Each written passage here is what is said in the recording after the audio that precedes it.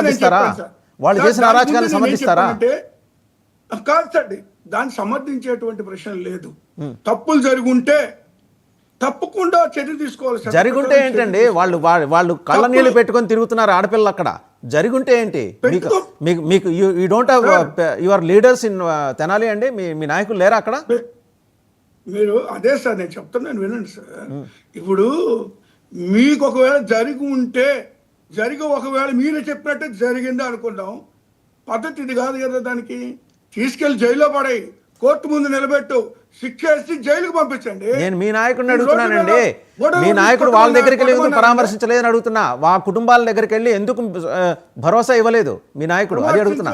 పరిస్థితులను పరామర్శిస్తారండి. సమాచారం ఏదో ఎవరు పడితే వాళ్ళు ఏదో చెప్పేసి జరిగిందని చెప్పేసి తెలంగాణ పోయి పరామర్శించారు. ఒకవేళ అలా జరిగి ఉంటే చర్య తీసుకోమని చెప్తున్నాం మేము. ఒకవేళ జరిగి ఉంటే చర్యలు తీసుకోండి చట్ట ప్రకారం. అదే పని అలాంటి ఆ పరిస్థితుల్లో ఏ పని ఈ రాష్ట్రం ఇన్ని జరిగినాయి కదా, ఎందుకు జరగట్లేదు మిగిలిన చోట్ల? అక్కడే కొన్ని ఎందుకు ఇట్లా చేస్తూ ఉన్నారు ఇట్లా? ఇప్పుడు నేనేమంటానంటే చట్టాన్ని వాళ్ళ చేతుల్లో తీసుకున్నారు, పోలీసులకు అప్పచెప్పారు అని చెప్తున్నానండి నేను. ఇప్పుడు ఇప్పుడే కాదు కదా, నేను గత 40 ఏళ్ళ నుంచి అన్ని పరిస్థితులు గమనిస్తున్నాను.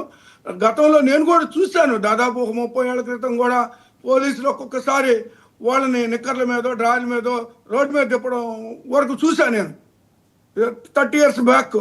అది కూడా జరిగింది అవమానపరచంగా. కానీ ఈ విధంగా రోడ్ల మీద కొట్టినటువంటి పరిస్థితి. రైట్, ఒకసారి జగన్మోహన్ రెడ్డి గారు ఏం మాట్లాడారు? మీరు చెప్పిన అంశం మీద జగన్మోహన్ రెడ్డి గారు ఏం మాట్లాడారో చూద్దామండి. అన్యాయంగా ఈ విధంగా చట్టాన్ని చేతిలో తీసుకొని అన్యాయం చేస్తే హోమ్ మినిస్టర్ అండి సిగ్గుసేటు.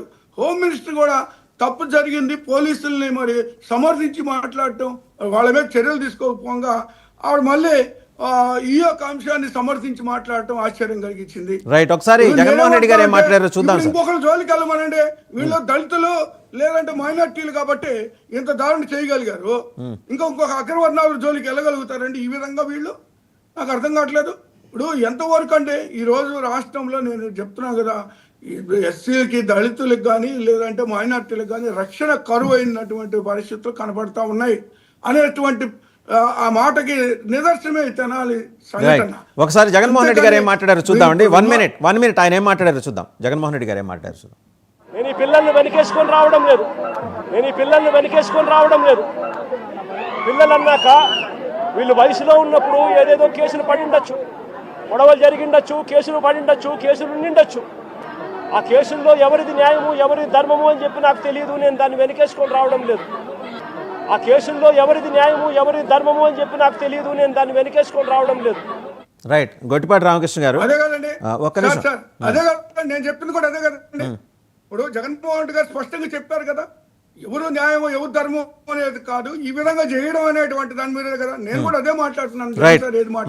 నేను ఒకే ప్రశ్న అడిగి గొట్టిపాటి రామకృష్ణ గారి దగ్గరికి వెళ్తా, మిమ్మల్ని ఒకే ప్రశ్న అడుగుతా.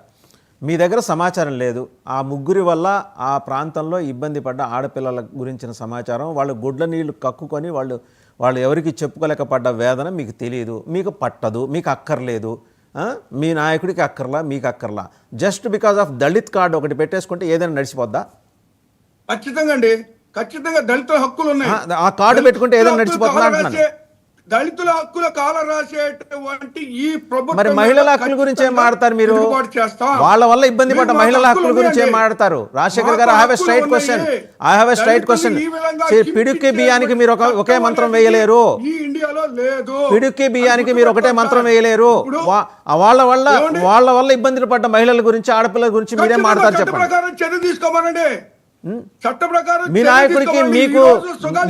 నాయకుడికి మీకు మనసు రావట్లేదా? వాళ్ళని వెళ్ళి భరోసా ఇచ్చి అమ్మా మేము ఉన్నామని చెప్పడానికి మీకు మనసు రావట్లేదా? సార్ 32,000 మంది మహిళలు మిస్ అయ్యారన్నారు కదా పవన్ కళ్యాణ్, ఎందుకు తీసుకురాలి ఇప్పటి వరకు? సుగాలి ప్రీతి ఎందుకు ఇంతవరకు డీల్ చేయలేదు? దీని చిత్తశుద్ధి ఉందంటారా వాళ్ళకి? చెప్పండి. మళ్ళీ మీ దగ్గరకు వస్తా. ఒకసారి రామకృష్ణ గారు కూడా జాయిన్ అయ్యారు. ఇన్ని మహిళలు మిస్సింగ్ అంటున్నారు కదా.